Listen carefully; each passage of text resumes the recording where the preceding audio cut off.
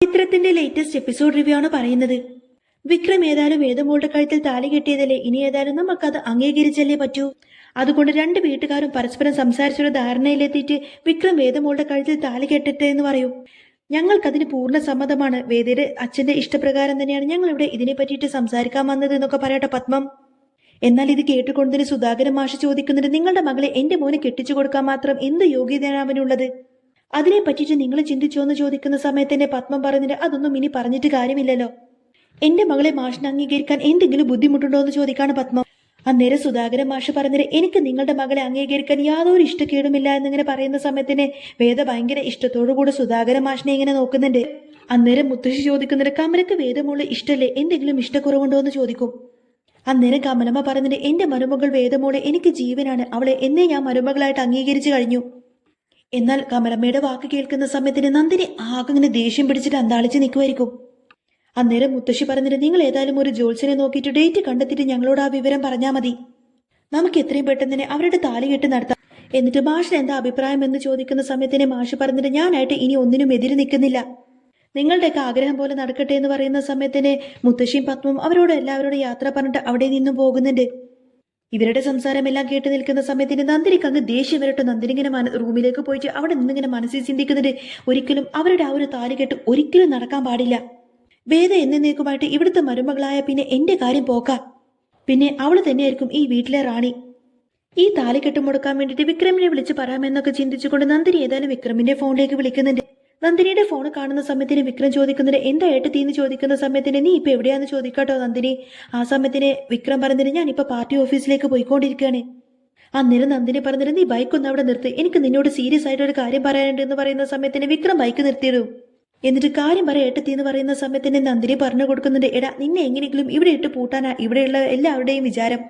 അന്നേരം വിക്രം ചോദിക്കുന്നുണ്ട്, ഏട്ടത്തി ഇത് എന്തൊക്കെയാണ് ഈ പറയുന്നത്, കാര്യം എന്താന്ന് വെച്ചാൽ പറയുന്നു പറയും. അന്നേരം നന്ദിനി പറഞ്ഞു കൊടുക്കുന്നുണ്ട്, എടാ വിക്രം, ഇപ്പോ ഇവിടെ ഒരു സംഭവം നടന്നു. ഇവിടെ വേദയുടെ അമ്മയും മുത്തശ്ശിയും വന്നിരുന്നു. അവർക്ക് നീയും വേദയുമായിട്ടുള്ള കല്യാണം നടത്താനാണ് ആഗ്രഹമെന്ന്.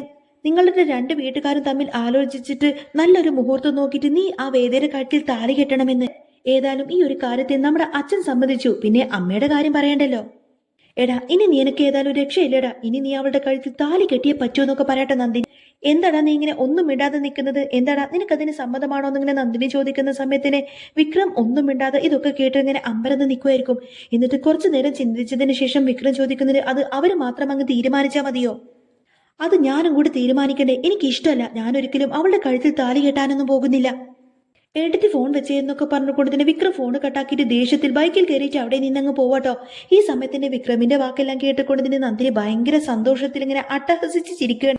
ഇതേ സമയത്തന്നെ കമലമ്മ ഭയങ്കര സന്തോഷത്തിലായിരിക്കും. കമലമ്മ വന്നിട്ട് ഇങ്ങനെ വേദിയോട് പറഞ്ഞിട്ട്, മോള് പെട്ടെന്ന് തന്നെ അങ്ങ് ഒരുങ്ങി വാ, നമുക്കൊന്ന് അമ്പലത്തിലേക്ക് പോവാം. പൂജാരിയോട് പറഞ്ഞിട്ട് എത്ര പെട്ടെന്ന് തന്നെ ഒരു നല്ലൊരു മുഹൂർത്തം കുറിപ്പിക്കാം. അന്നേരം വേദ ചോദിക്കുന്നുണ്ട്, ഇപ്പൊ തന്നെ അതൊക്കെ വേണോ അമ്മേ? വിക്രം ഇതൊന്നും പറഞ്ഞാൽ സമ്മതിക്കുമെന്നൊന്നും എനിക്ക് തോന്നുന്നില്ല. അന്നേരം കമലമ്മ പറഞ്ഞിട്ട്, അവനെ കൊണ്ട് ഞാൻ സമ്മതിപ്പിച്ചോളാം, ഞാൻ പറഞ്ഞതെന്തായാലും എന്റെ മോൻ കേൾക്കും, അവനെ കൊണ്ട് അനുസരിപ്പിക്കാനൊക്കെ എനിക്കറിയാം, മോള് പെട്ടെന്ന് റെഡിയായിട്ട് വാ എന്നൊക്കെ പറഞ്ഞിട്ട് കമലമ്മ വേദയെ റെഡിയാവാൻ വേണ്ടിയിട്ട് പറഞ്ഞയക്കും. അങ്ങനെ വേദിയും മുത്തശ്ശി നേരെ അമ്പലത്തിലേക്ക് പോയിട്ട് ഡേറ്റ് മുഹൂർത്തമൊക്കെ നോക്കിക്കൊണ്ട് തന്നെ ഈ ഒരു സന്തോഷ വാർത്ത മുത്തശ്ശിയെ വിളിച്ചറിയിക്കും. ഞങ്ങൾ ക്ഷേത്രത്തിൽ പോയി മാലയിട്ടു, അവിടെ പോയിട്ട് തുളസിയിലിട്ട് പ്രാർത്ഥിച്ചു, അവിടെ പോയിട്ട് കല്യാണത്തിന്റെ മുഹൂർത്തം നോക്കുകയും ചെയ്തു എന്നൊക്കെ പറയുന്നത് കേൾക്കുന്ന സമയത്തിന് മുത്തശ്ശിക്ക് ഭയങ്കര സന്തോഷമായിരിക്കും. മുത്തശ്ശി ചോദിക്കുന്നുണ്ട്, ആണോ? എന്നിട്ട് എന്ത് പറഞ്ഞു അദ്ദേഹം? അന്നേരം കമലമ്മ പറഞ്ഞിട്ട്, എത്രയും പെട്ടെന്ന് തന്നെ കല്യാണം നടത്താമെന്നാ പറഞ്ഞത്, അതും ഈ മാസം തന്നെ, ഇനി കുറച്ച് ദിവസം കൂടി ബാക്കിയുള്ളൂ എന്നിങ്ങനെ പറയുന്നത് കേൾക്കുന്ന സമയത്തിന് മുത്തശ്ശി ഭയങ്കര സന്തോഷത്തിൽ പത്മത്തിനെ ഇങ്ങനെ നോക്കുന്നു. കമലമ്മ പറഞ്ഞിട്ട്, ഞാനിപ്പോ ക്ഷേത്രത്തിൽ നിന്നാണ് വിളിക്കുന്നത്, പെട്ടെന്നുള്ള സന്തോഷം കൊണ്ട് പെട്ടെന്ന് അങ്ങ് വിളിച്ചു പറഞ്ഞതാണ്, ഇനി വിശദമായിട്ടുള്ള കാര്യങ്ങളൊക്കെ വീട്ടിൽ ചെന്ന് വിളിച്ചു പറയാമെന്നൊക്കെ പറഞ്ഞുകൊണ്ട് തന്നെ കമലമ്മ ഫോണ് കട്ടി. അങ്ങനെ ഫോണ് കട്ടാക്കിയതിനു ശേഷം കമലമ്മ പറഞ്ഞു കൊടുത്ത കാര്യങ്ങളെല്ലാം തന്നെ മുത്തശ്ശി ഇങ്ങനെ പത്മത്തിനോട് പറയും. പത്മത്തിനും ഇത് കേൾക്കുന്ന സമയത്തിന് ഭയങ്കര സന്തോഷമായിരിക്കും. പത്മം പറയുന്നത്, ഞാൻ ഏതായാലും ഈ കാര്യം ശങ്കരേട്ടനൊന്ന് വിളിച്ചു പറയട്ടെ എന്നൊക്കെ പറഞ്ഞുകൊണ്ടതിനെ അവിടെ നിന്നങ്ങ് പോവാട്ടോ. ഈ സമയത്തിന് മുത്തശ്ശി ഭയങ്കര സന്തോഷത്തിൽ നേരെ പൂജാമുറിയിൽ പോയിട്ട് വേദമോൾക്ക് വേണ്ടിയിട്ട് പ്രാർത്ഥിക്കുന്നുണ്ട്. ഇതേ സമയത്തിന് ഈ ഒരു വാർത്ത ഒട്ടും സഹിക്കാൻ കഴിയാതെ അരിശം പിടിച്ചങ്ങനെ നിൽക്കുമായിരിക്കട്ടെ നന്ദിനി. ശ്രീജയും അപ്പുമോളും ഡൈനിങ് ടേബിളിന്റെ അവിടെ നിന്നിങ്ങനെ ഭക്ഷണം കഴിച്ചുകൊണ്ടിരിക്കുന്ന സമയത്തായിരിക്കും നന്ദിനിയും വിനായകനും അങ്ങോട്ടേക്ക് വരുന്നത്. ആ സമയത്തിന് അപ്പുമോള് ചോദിക്കുന്നുണ്ട്, അല്ല ഈ ചെറിയമ്മയുടെ മുഖം എപ്പോഴും ഇങ്ങനെ ദേഷ്യം പിടിച്ച പോലെ ഇരിക്കുന്നത്? എന്നാൽ അപ്പുമോളുടെ സംസാരം കൂടി കേൾക്കുന്ന സമയത്തിന് നന്ദിനിയുടെ ദേഷ്യം ഇരട്ടിച്ചു വരാണ്. എന്നിട്ട് വേദ ഇങ്ങനെ തുറപ്പിച്ചു നോക്കിയിട്ട് നന്ദിനി ഇങ്ങനെ ദേഷ്യത്തോടു കൂടി തന്നെ പറയുന്നുണ്ട്, ഇപ്പൊ തന്നെ ഈ കുഞ്ഞിനോട് എന്നെ പറ്റിയിട്ട് വെറുതെ ഇല്ലാത്ത കുറ്റങ്ങളൊക്കെ പറഞ്ഞു കൊടുത്തിരിക്കുകയാണ് ഈ വേദ. അതുകൊണ്ടല്ലേ ഈ മോള് ഇപ്പൊ തന്നെ എന്നെ ഇങ്ങനെ പറയുന്നത് എന്ന് പറയുന്ന സമയത്തിന് വേദ ഒന്നും മിണ്ടാതെ തല താഴ്ത്തിയിരിക്കുകയാണ്.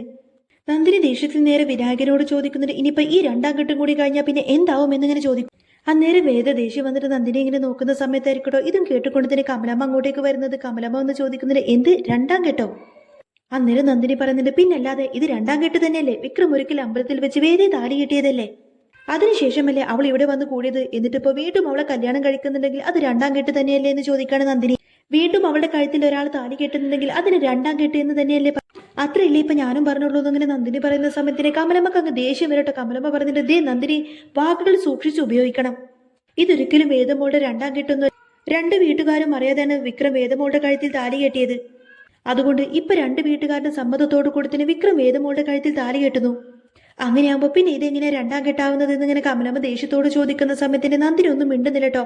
ആ സമയത്തിന് വിനായകൻ പറഞ്ഞിട്ട്, നീ ഒന്നും മിണ്ടാതിരിക്കും നന്ദിനി. ഇവരിങ്ങനെ സംസാരിച്ചുകൊണ്ട് നിൽക്കുന്ന സമയത്തായിരിക്കും പെട്ടെന്ന് വിക്രം അങ്ങോട്ടേക്ക് വരുന്നത്. വിക്രം ഭയങ്കര ദേഷ്യത്തിൽ വേദിയെ തന്നെ നോക്കുമായിരിക്കും. എന്നിട്ട് കമലമ്മയോട് വന്ന് ചോദിക്കുന്നുണ്ട്, എന്താ ഇവിടെ ഒരു സംസാരം, നിങ്ങൾ ആരുടെ കല്യാണക്കാരെയും സംസാരിക്കുന്നത് എന്നിങ്ങനെ ചോദിച്ച് വിക്രം ഇങ്ങനെ ദേഷ്യത്തിൽ വരുന്നത് കാണുന്ന സമയത്തിന് നന്ദിനിക്ക് ഭയങ്കര സന്തോഷമായിരിക്കും കേട്ടോ. അന്നേരം കമലമ്മ ഇങ്ങനെ വിക്രമിന്റെ അടുത്തേക്ക് ചെല്ലുന്നുണ്ട്. കമലമ്മ പറയുന്നുണ്ട്, വേദമോളുടെ മുത്തശ്ശിയും അമ്മയും ഇങ്ങോട്ടേക്ക് വന്നിരുന്നു, അവർക്കിപ്പോ മോനോട് യാതൊരു ദേഷ്യവും, നിങ്ങളുടെ രണ്ടുപേരുടെയും കല്യാണം മുഹൂർത്തം നിശ്ചയിച്ചിട്ട് എത്രയും പെട്ടെന്ന് തന്നെ നടത്തണമെന്ന് അവർ പറയുന്നത് എന്ന് പറയട്ടെ കമലമ്മ. ഇത് കേൾക്കുന്ന സമയത്തിന് വിക്രത്തിന് അങ്ങ് ദേഷ്യം വന്നിട്ട് വേദയെ നോക്കുന്നുണ്ടെന്ന് മാത്രമല്ല കമലമ്മക്ക് മറുപടി കൊടുക്കും. അങ്ങനെ ഒരു കെട്ട് ഒരിക്കലും നടക്കില്ല, ഞാൻ ഒരിക്കലും വേദയുടെ കഴുത്തിൽ താലി കെട്ടില്ല, അങ്ങനെ എന്നെ പൂട്ടിയിടാമെന്ന് നിങ്ങൾ ആരും വിചാരിക്കണ്ട എന്നൊക്കെ പറഞ്ഞ് ദേഷ്യപ്പെട്ട് അവിടെ നിന്നങ്ങ് പോവാണ് വിക്രം. എന്നാൽ ഒട്ടും പ്രതീക്ഷിക്കാത്ത വിക്രത്തിന്റെ ഈ ഒരു മാറ്റം കണ്ടു നിൽക്കുന്ന സമയത്തന്നെ കമലമ്മക്കും വേദക്കും ഭയങ്കര അങ്ങ് സങ്കടാവുക. എന്നാൽ താൻ ഉദ്ദേശിച്ച പ്ലാൻ അനുസരിച്ച് കാര്യങ്ങളൊക്കെ നടന്നല്ലോ എന്നൊക്കെ ചിന്തിച്ചുകൊണ്ട് തന്നെ ഭയങ്കര സന്തോഷത്തിൽ നിൽക്കുന്ന നന്ദിനിയെ കാണിച്ചുകൊണ്ടാണ് എപ്പിസോഡ് പൂർണ്ണമാവുന്നത്. അപ്പോൾ നിങ്ങൾക്ക് ഈ ഒരു ചാനൽ ഇഷ്ടമാവുകയാണെങ്കിൽ സബ്സ്ക്രൈബ് ചെയ്യാനും സപ്പോർട്ട് ചെയ്യാനൊന്നും മറക്കരുത്.